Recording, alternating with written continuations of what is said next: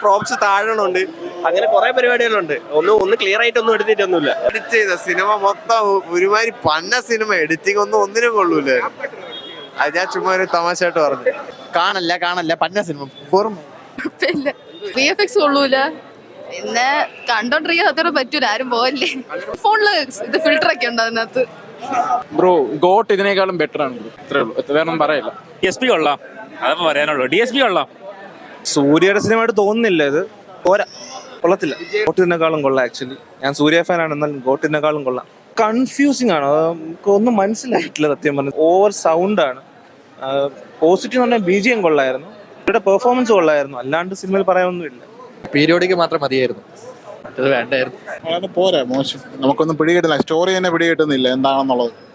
ഈ എടുത്ത ആളോട് തന്നെ ചോദിക്കണം എന്താണ് ഉദ്ദേശിക്കുന്നത്. ഈ പയ്യൻ എങ്ങനെ വന്നു, പയ്യനായിട്ടുള്ള എന്താണ് ബന്ധവും നമുക്കൊന്നും കാണിക്കുന്നില്ല. 3D as